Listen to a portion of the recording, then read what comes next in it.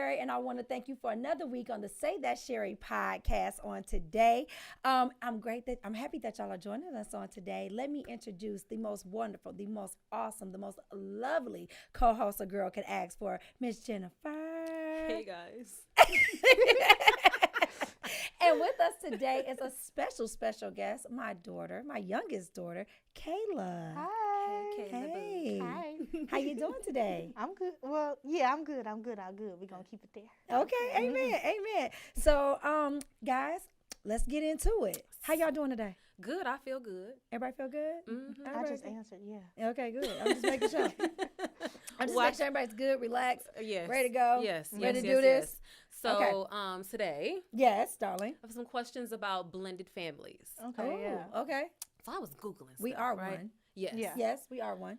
So I was Googling stuff, like Okay. trying to just, see like what the internet said about blended families. And I found something, there's a technique called nacho parenting. Never heard of it. Yeah, I don't know what this Can you is. guess what it means? Nacho Nacho parenting. parent. Yes. So, Uh, I don't know. Is that when, like... I don't know. A Wait, nacho. why are you laughing before we a even get it nacho- out? Is it like a nacho parenting. The only thing I think of is like not your... Like, you know how they be like nacho business? Okay. Like, the only thing I can think of is like not your, but they're saying nacho. So, like, I don't... You don't know what it would because relate to. the Well, only so thing, if I go for if I tap hands off of you, if you say nacho, like nacho I wanna business, say so it. nacho parenting mean we don't do things the way you do them. or no, I was I don't thinking know. like you parent your kid, I parent mine. That's exactly what it is. Okay, see, It's okay. called- Context clues. You gotta get root words and stuff. They Okay, said okay, nacho parenting is a thing. So basically, like, it's not your kids. So don't try to discipline. Let the actual parent do that.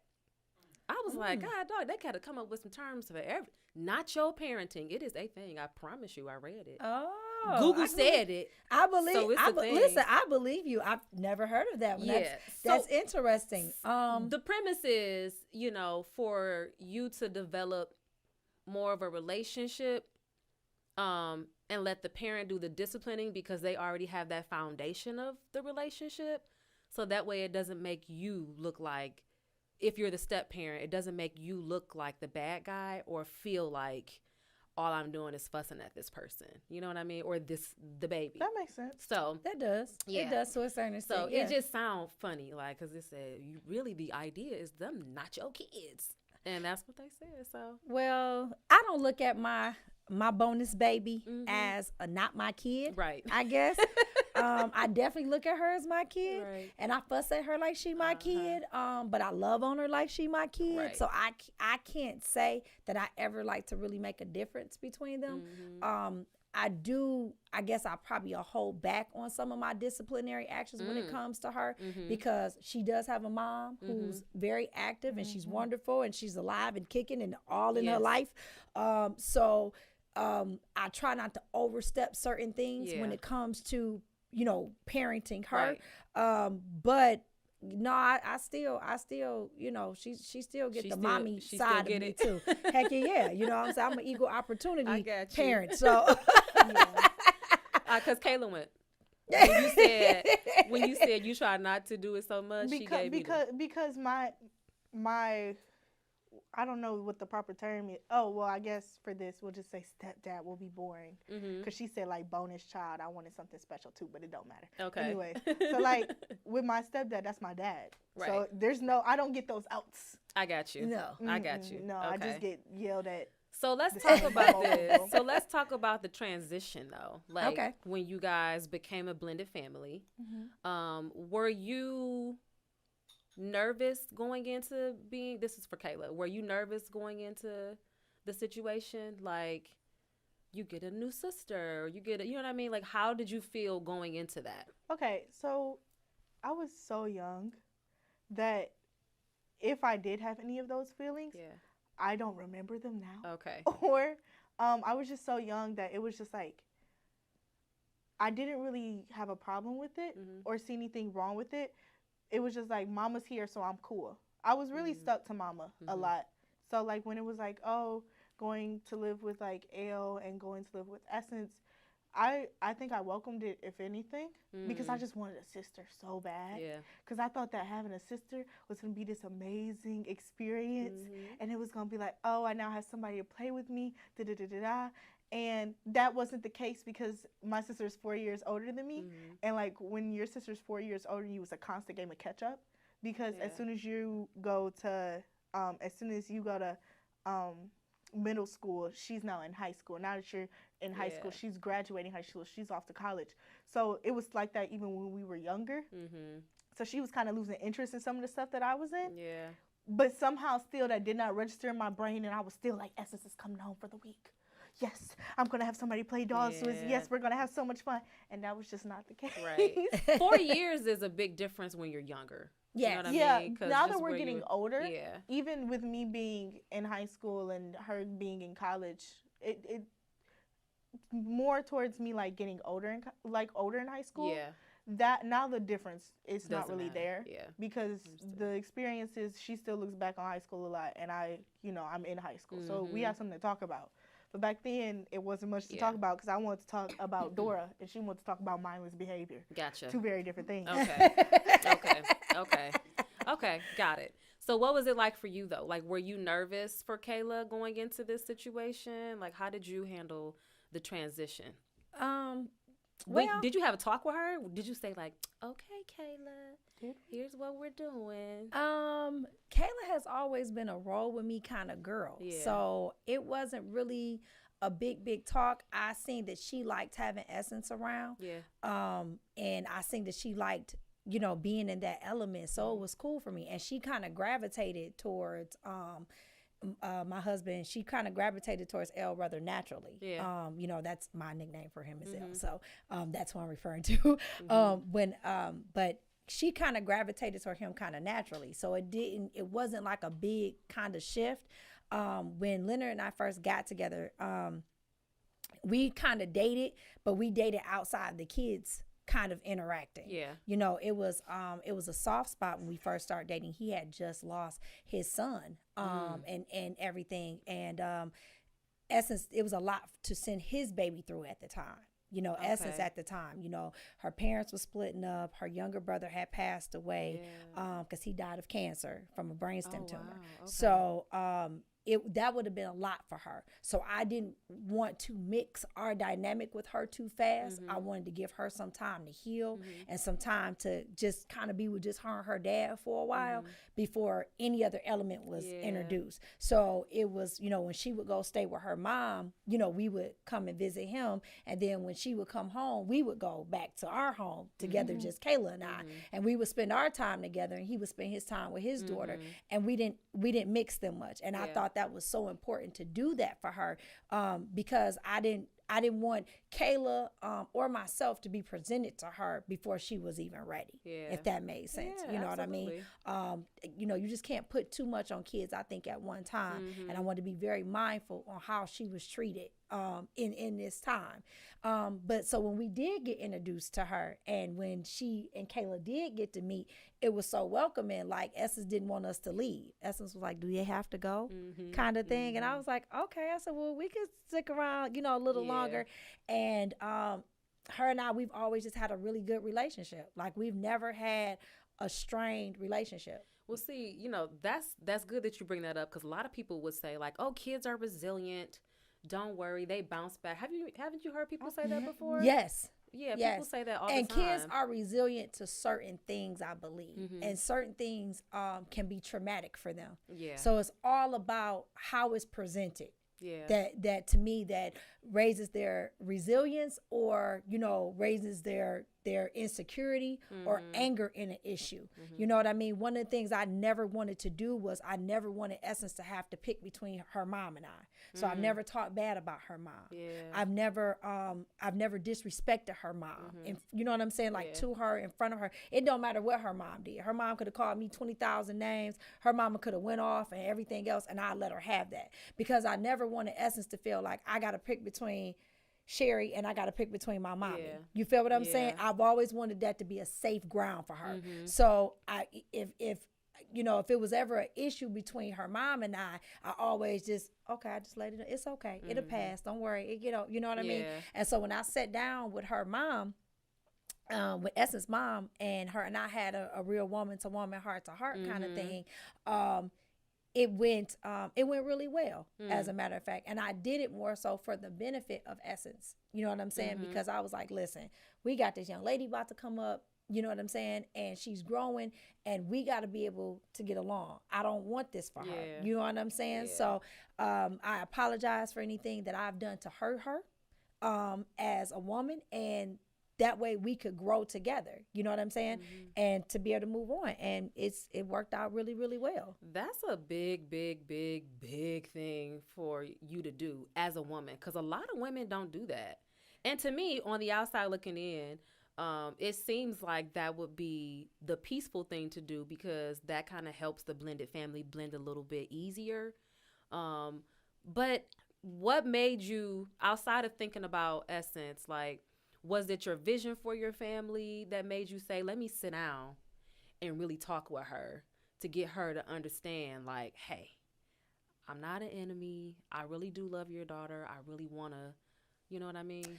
Well, our dynamic, it was a lot for like how my husband and I, we got together, everything else. And, we talked about it on another episode, but it was a lot. And I just wanted everybody to be at peace. I'm big on peace, and I'm big on people being able to walk in a forgiveness, right? And sometimes a simple I'm sorry to somebody goes a whole lot, lot further than not saying anything at all, or just pretending that this didn't happen, or you should get over it by now.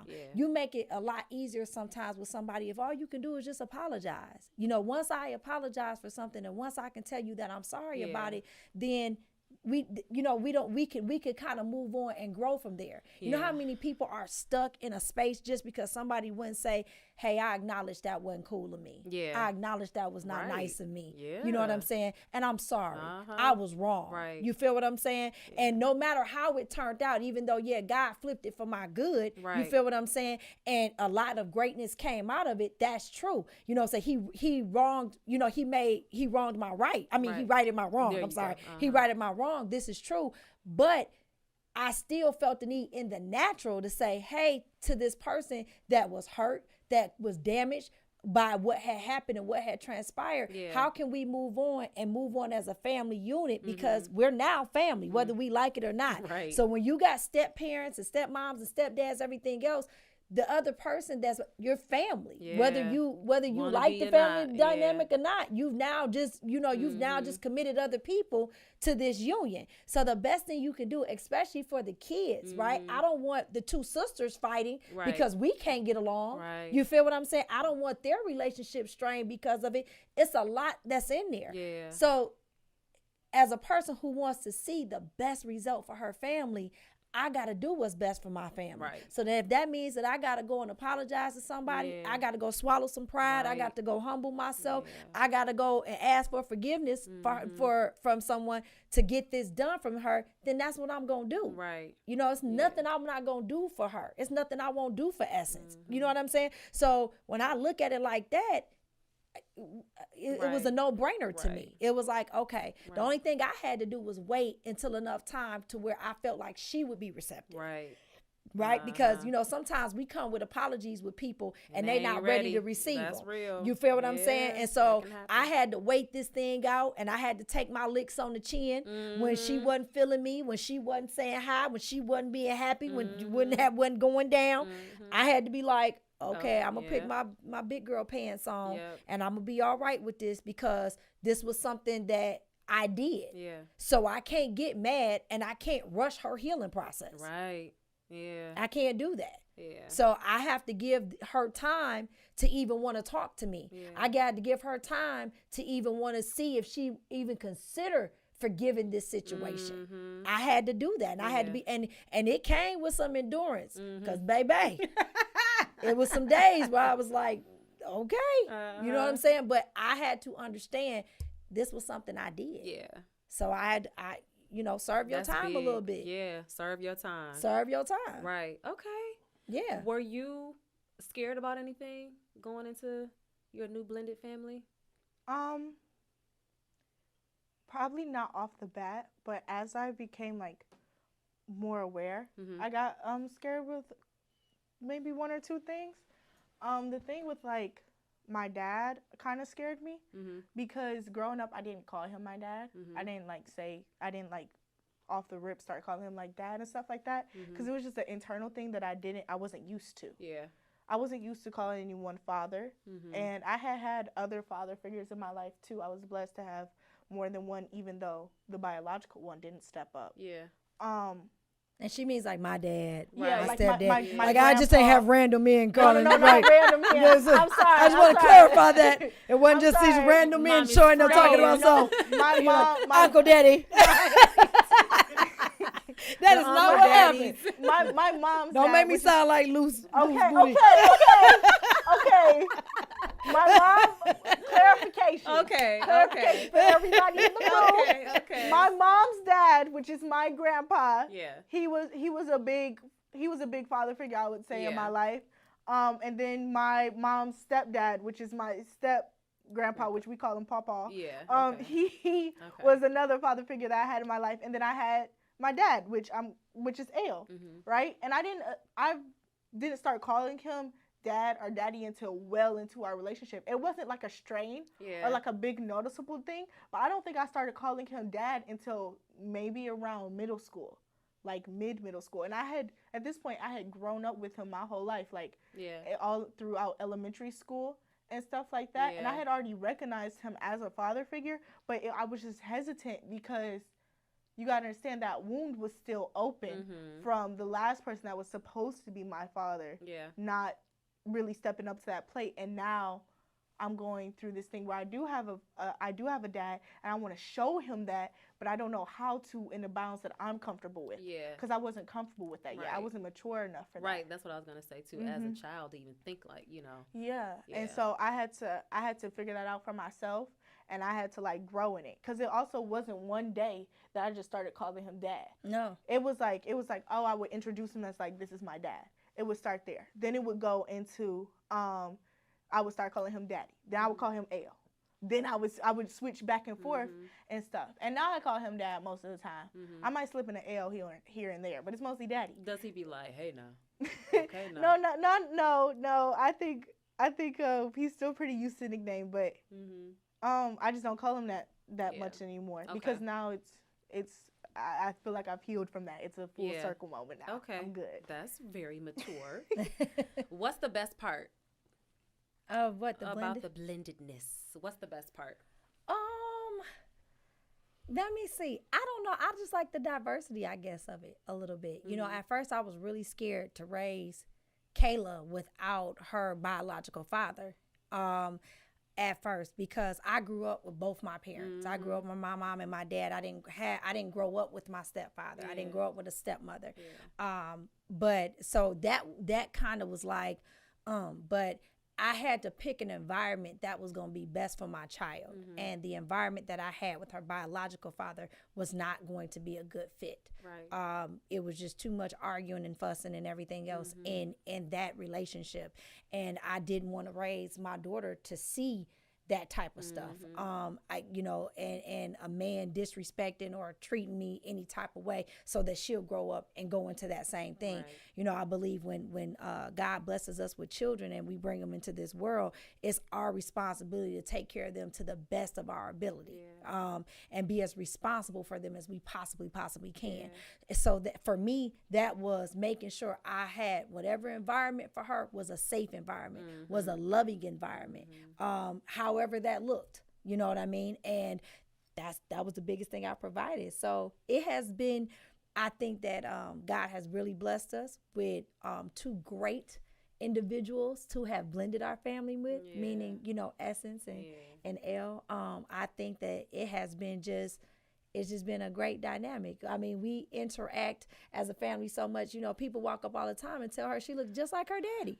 And I'd be like, wild. Me and Essence have gotten twins on Yeah. multiple accounts. Like, are they twins? We don't And I'd be look. like, We don't People look. say We do that not look. a lot about best friends. I've I heard mean, people, like, just no. Yeah. I wonder what that is. And then people look at me and be like, "Oh, she look just like you." Talking about my oldest baby, I'd be like, "Amen." Yeah, we just let I'd be them like, have "I it. am not the mama, but okay." Just let them have it. I wonder. We do. We don't correct anybody. don't We correct- just let people. Yeah, we Because just they let them have say to it. be They something be to on a that, whole though. little. I wonder if there's some kind of scientific thing to that. Like, I need to Google when you it. start, because when you start like spending time with somebody, you start to look like them. Yeah, that's Yeah, what they and, say. like, I that's wonder why if they- there's like a cohesion. Like, Like- what if it's like what if it's just the togetherness or the cohesion of the relationship that people see, And they just be and like, they just be like, oh, Well, because you know, y'all got those Instagram pages that be like siblings are dating, and you got to guess whether these people are siblings or whether oh, they're I ain't dating. seen that. No, I haven't seen that either. Oh, maybe We not. old. Yeah, that don't even show up in our feed. It really don't. never mind. I just keep that one to myself. But yeah, you have like those type of stuff. So I do think that I was just about to lie to be y'all, to be real. I was just about to be like, you know, I can see, you know, how some people might say me and Essence look alike, but no, I actually don't believe that. Well, Wait, then. oh, Y'all both tall. yeah, we are both tall. They're both tall. So But we we're we know, but they have completely tall different parents. I'm people. tall, Yes. my husband tall, so we Yeah. got tall kids. Yeah. So everybody just thinks it works, Yeah. and we it just was- let them and go was- with it. We was just a go. reach if It's I just was go. gonna be tall, but I made it. You ain't think you was gonna make it? I didn't. We didn't. If you seen some of the other people in my family, they were not blessed with these tall genes. Yes. We happy I got this. Way. Okay. We're Yeah. happy we're here. Okay. But for me, the best part about being a blended family is, I don't know, I think our humor is probably the best for Yeah, me. because we clowns. Because yes, Okay. because like, and I know that's like a I don't know, like a sitcom TV blended family kind of Yeah. answer. But I feel like it is, like, the humor is just so funny because we'll be over here talking and stuff, and next thing you know, Daddy will say something, you'll be like, that's still my family member. Relax. Relax. Yeah. Not too much. Yeah. Okay. And I find like that's so funny because like we still are a family. Yeah. But it's also like playing with those like boundaries sort of. Mm. Like, relax, you're on that side of the family. Right. Okay. Okay. So it's He can't know my macaroni and cheese recipe Yeah, because he not it's bested. got to go through the blood.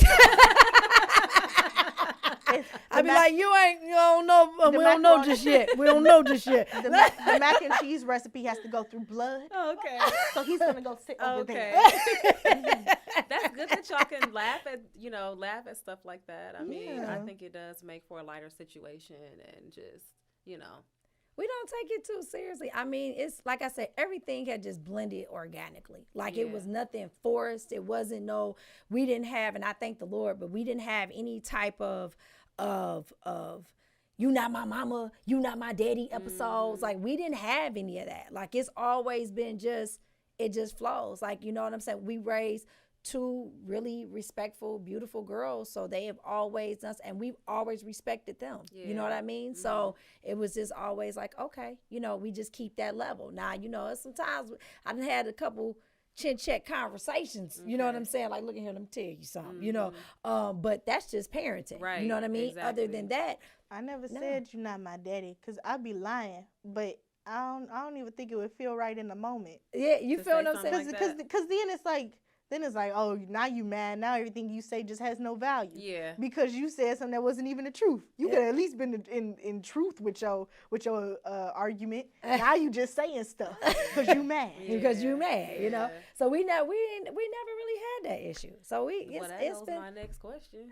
God, no. yeah, no, I'm just saying we never did. It was always just You been might have kind thought of about it. But you knew it would have no value. It would do nothing. It would do Yeah. nothing. Besides hurt his feelings, because daddy low key sensitive. He's so sensitive. If I was to say something like that, he would never look at me the same. I can't say that. I'm glad you know your boundaries. Mm-hmm. That's a It's great important.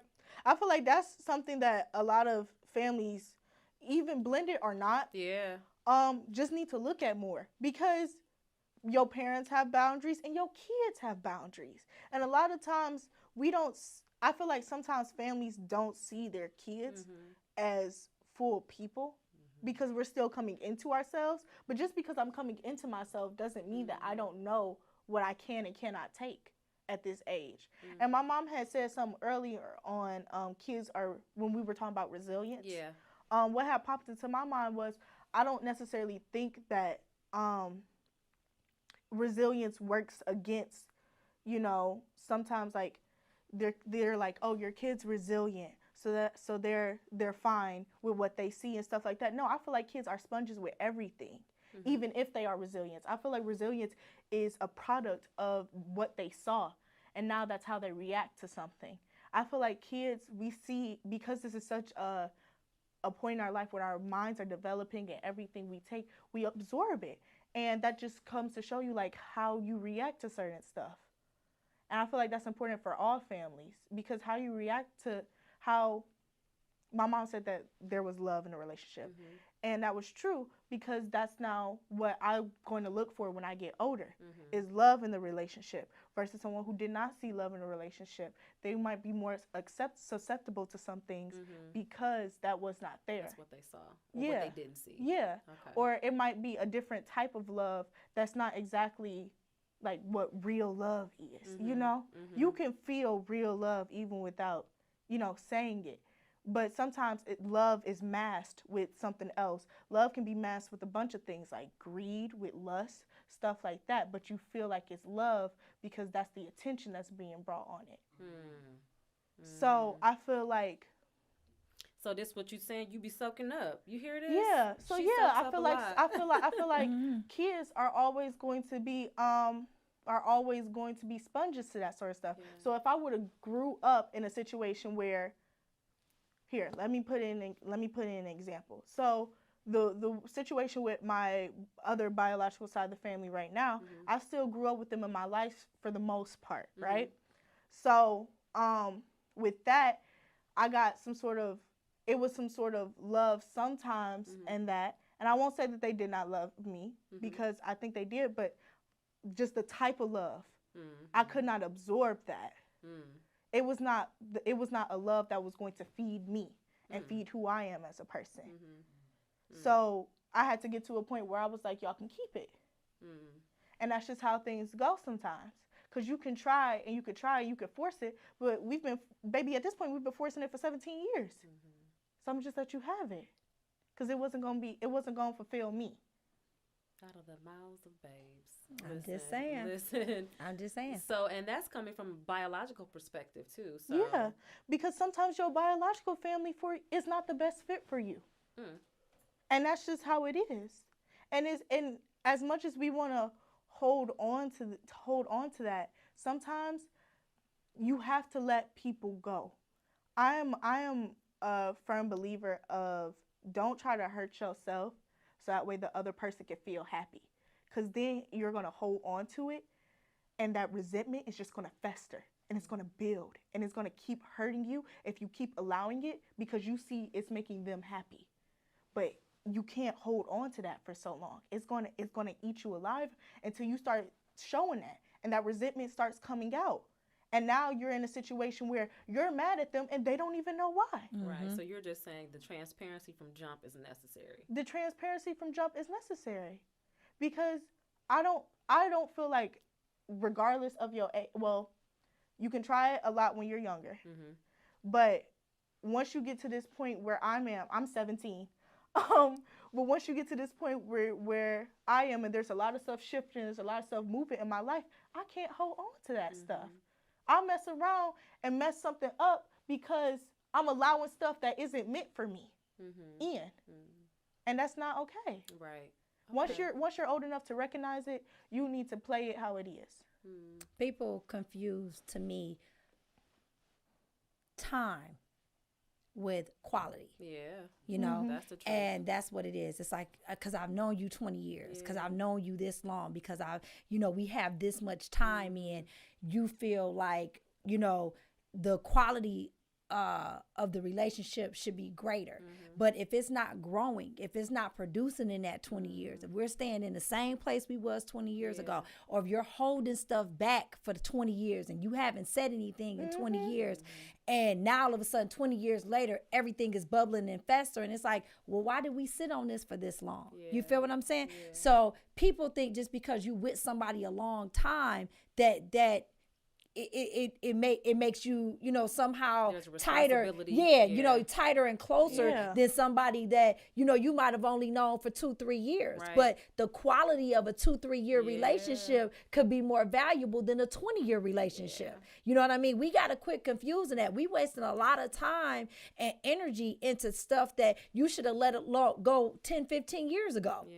Period. You know what I mean? Because just because you got time in, that doesn't mean we grew. That doesn't mean we, you know what I mean? That's one thing about our family dynamic. We might be mixed and blended. Yeah, we grew. That's one thing. We have produced a lot of great fruit out of this union, out of us being this blended family. It has been productive on all ends. Can I speak on that real quick? Go ahead. Because I even see that with me as a person. Because everybody in my family play sports. My dad played basketball. My mom played basketball. It's basically any ball you put in her hand, she gonna work with it, okay? So, and I tried to fit that mold for the longest. I tried track. I'm asthmatic, so that did not work. I tried cheerleading. I could not do a toe touch, so that was the end for that. It was an excellent cheerleader. Okay. Not too much while I'm talking about my fails right now. You don't got to be bringing up her triumphs. Okay. Excellent. Okay. You could have talked about this after I was done. Okay, whatever. I was just saying you love sports. I even did swimming, and I was good at swimming. I'll admit that to myself, since I got to put in a win since my mom just tried to. She is very good at swimming. Okay. So I did swimming, but at the end of the day, I almost had an asthma attack in the water, and I was like, okay, can't do this. Okay. My braids was barely fitting into that swim cap as is, so it just wasn't gonna work, right? So I had to step out of that. And I had to find what was going to work for me, and that was theater. And I had my family to support that and back me, but I wasn't trying to fit into the mold of what my family was, because it wasn't working. It wasn't going to work either. Yeah, that's a great point. And now that I'm thinking about it, when we're sitting here talking about blended families, and it didn't even dawn on me. First of all, I think that the way that we look at the family unit probably needs to be reshaped. A lot of things in our culture need to really, we kind of really need to re-examine a lot. But I'm like, dang, I guess I got a blended family too. You do. You know what I mean? You do have a stepdaughter. She grown with her own family and married with her own kids. I got step grandbabies. Yeah. You know what I'm saying? Like, but it didn't even register to me, because I just look at it like, it's family. They my booze. Yeah, exactly. That's family. So some of us, we look at stuff like that, right? That's why I said for us, it was a natural thing. It wasn't. I've never looked at her like, this is my stepdaughter. Right. I have to treat her differently. I can't do. It was always like, no, this is my baby too. I take care of her too. I love on her too. She just like the rest of us. Because I feel like the word step puts in a pause that's not needed in the family relationship. Ooh, I feel like when hold on to that though. Okay. I want you to hold on to that, because I want to dive deeper in that. Okay. We got to do another part. We got to go part 2. We got to do another part. We got to do part 2. Okay, we got to do part 2. All right, guys. So you heard it. We're going to come back. We're going to do a part 2 to this. So just stay tuned, and we'll let y'all see what's going to happen on the next episode. I'm going to come back with my beautiful Jen and my beautiful daughter, Kayla. And we're going to see what other questions she got. I pray y'all enjoying the show. Y'all have a blissful week on purpose. We are streaming on all platforms. Say that, Sherri. See you soon. Love you. Peace.